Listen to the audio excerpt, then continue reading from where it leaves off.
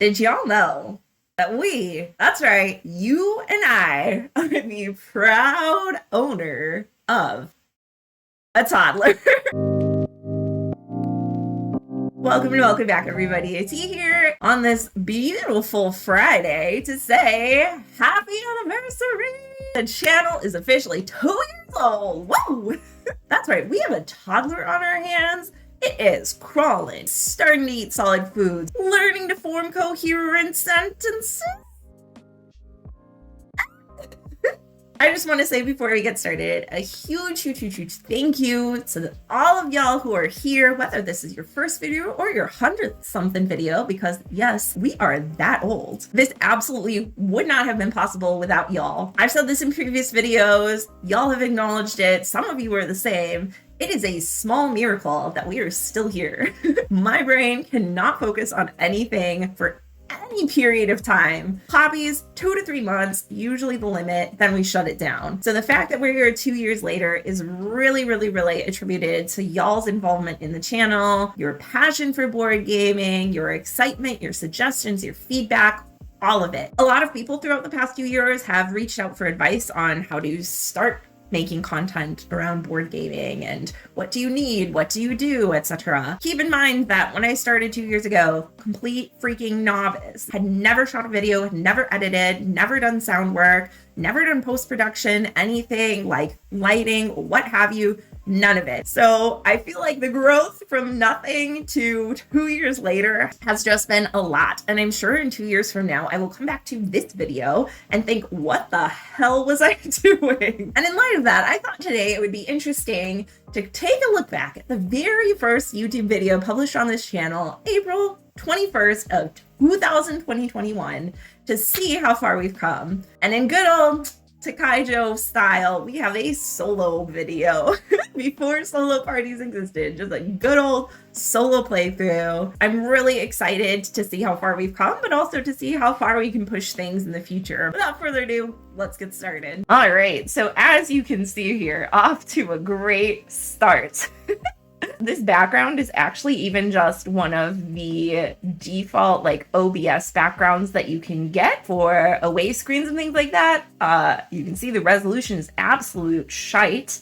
And we have the lovely Dinomico font, which is a great font, but probably not for a title screen like this. Definitely didn't have the branding, quote unquote, that the channel has now. And that was really something that I caught on to pretty early on. I need to have consistency, coherency. Welcome and welcome back, everybody. My name is Tia, and today we're going to be playing another solo board game. And today's game, we are hurtling through space and trying to... Oh boy. Wow. Okay. So camera focusing and locking your focus, really important. That's something that I had no idea about. It was pointed out to me very quickly that that was a thing that you could do. And I was like, yeah, that would be a great thing to do. I am pretty surprised that I did manage to get everything faced the right way. There are some videos where the camera was flipped and I didn't know that. So everything you read was backwards. So that's another tip to check. Just making sure even if you have to flip it manually in your settings when you post-produce. And speaking of post-production, man, color grading. Not that my color grading now is great, but you can see that there are a lot of really warm yellowy tones, which is not the greatest. Oh man, another thing is just alignment. If I was to reshoot it again, I would change quite a few things. Number one, if you look right up at the top above me here, on my camera, one of the cool things about shooting in front of board games is that you usually have a lot of right angles as per behind me. So you can see these edges of the shelf are the frame. This is the center with this center part of the shelf right here. And in the above shot, you can see that's not a concept. In fact, not only is it at an extreme angle, you can see the chair behind me, you can see the wall behind me. Lots of different things I would have done differently there, and lighting is super important. You can buy all sorts of lights, but my favorite is just plain old natural lighting. It really fills the space. It doesn't degrade any colors or anything, but definitely having at least one light on you is really important. Otherwise, you're going to get a lot of those weird shadows and like gray tones. In terms of the framing on the actual game, it actually looks pretty good. Things are pretty straight. You can actually see that the camera is tilted a little bit forward, which means that the top end of things are a little wider than the bottom end. What I like to do when I record now is I set up my camera facing down. It's not as easy as you would think. I have just one box, make sure everything is lined up with 90-degree angles, zoom in, zoom out, how far I need it.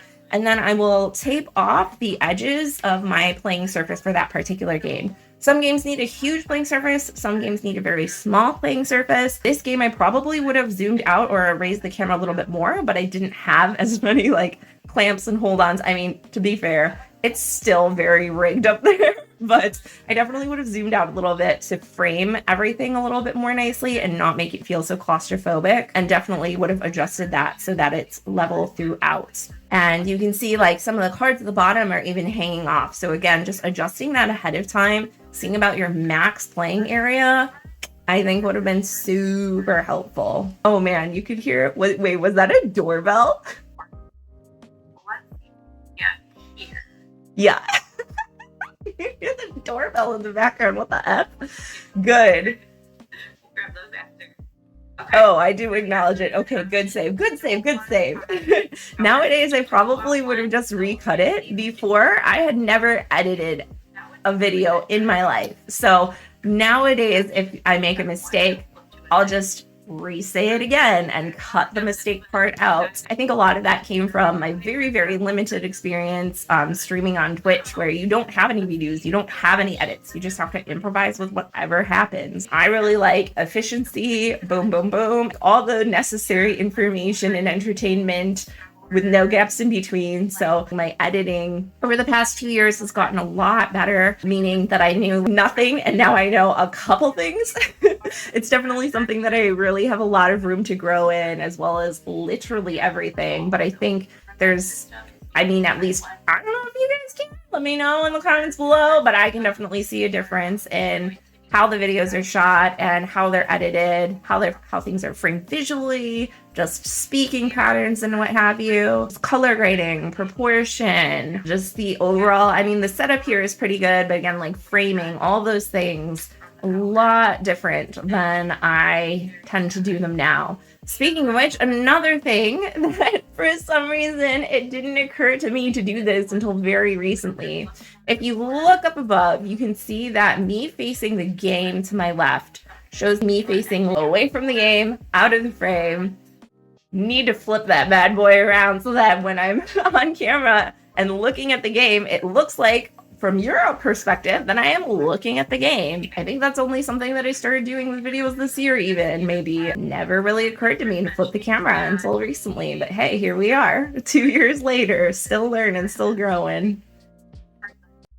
Oh man, and yeah, this playthrough is obviously riddled with a couple different mistakes and things that I forgot. It's interesting because watching a lot of video game Let's Players growing up, they would always say, man, people get so mad in the comments because you forget to get an item, or you don't do an obvious thing in the game that would have been super helpful, or you miss this really important part. And it's like when you are recording and trying to play a game at the same time, that's like a level of multitasking that's really challenging, because you're not only trying to play the game, you're trying to be social, you're trying to be entertaining, you're trying to be informative if it's a tutorial as well. And there are so many different things to keep track of. It can be really challenging. And that's why in a lot of playthroughs, you will see a lot of mistakes. But I'm really trying to get better with that as well. But it was definitely something that I even wrote into kind of the description of the channel. From winning, it's only because I screwed up a rule. And this game, just the camera quality, so you can definitely get away with recording with anything. I think this was shot on my regular laptop webcam and my phone for the top-down cam, but you can see there's definitely some technical difficulties with the recording, with the processing. If you're starting out, just start out with what you're starting out with and kind of go from there. Like, there's never going to be a perfect point where you have the perfect gear, the perfect setup. It's something that just kind of builds, and it's going to build exponentially faster once you just start doing it. And so many oh my gosh, this is another thing that I try to edit out as much as possible, If y'all are annoyed at the amount of ums in the video, let me tell you, I cut out 90% of them, if not more. Eye contact is really challenging. I'm noticing that in the intro and outro, it's just constant eye contact, 100%. During the playthrough, almost no eye contact. I think maybe at the beginning when I started teaching it, there was a little bit there, but overall, it's really difficult, and I'm just really bad at eye contact in general, just with normal humans. Try making eye contact with a camera and talking to it like it's a real person. That is, that's good. Lux Eterna. If you have any questions, comments, or concerns, or if you have any games that you would like me to try out and possibly make a video on, please feel free to leave them down in the comments below. See you next time. Bye. Aw, cute. And having the end screen cards come in a little early is something that I've seen a lot of YouTubers do. I like to have it just with the end card now. I think it looks a lot cleaner. I know it's better for engagement, but my brain is just like, no. It has to look the best. Screw the numbers. So here's what I'm talking about with branding: having consistent thumbnails, consistent backgrounds, consistent fonts, color palette, having a title screen with actual music. The framing's a little off here, but definitely, I mean, I can tell a huge difference of feeling a lot more confident in front of the camera versus that first video, being more animated, less rigid, smiling genuinely. And just having, again, that brandings that you say every video. Welcome and welcome back, everybody. So there you have it. That's all the time we have for today. Those are things that I noticed that a lot of content creators that I look up to use in their videos. And it just builds a familiarity and consistency with your viewership of being like, yeah, I know this is home. And we have the end screen and end card coming in at the same time, with a lot more coherent, consistent looking, cleaner looking branding. So there you have it. That is a look back at the very first video from the channel from 2021, 2 years ago. Man, it has been a wild journey. And again,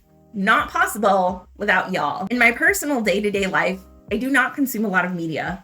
Movies, shows, music, books, what have you. Can't focus, can't do it. The one consistent form of media that I do consume on a daily basis, though, and have for over half my life, is YouTube. There are so many people on this platform that I look up to with indescribable amounts of admiration and respect for the content that they make, for their skills in the industry, for their entrepreneurship, for their humor, for their standing as creatives, their ability to connect with people from all around the world, and just for being amazing people and being able to broadcast that and share it and bring joy to people through that. YouTube is such a great platform for that. And again, even though there is usually one or a couple people spearheading a channel on YouTube, it's not possible without the amazing communities that make them up. Without y'all's support and board games, whether you're someone who is brand new to gaming and you're like, what's this all about? Or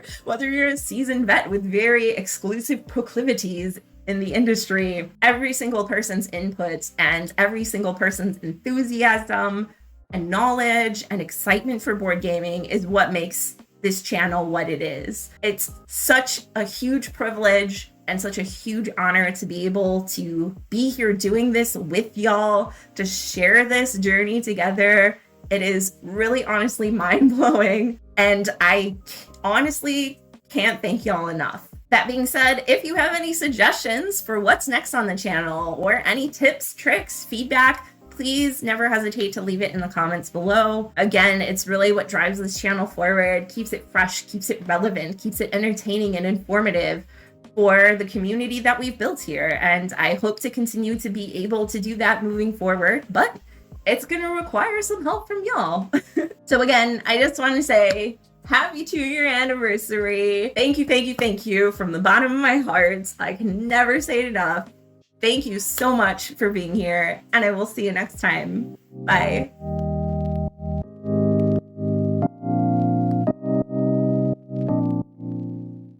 How many of y'all thought you would be raising a toddler at this stage of life? Because I sure as didn't.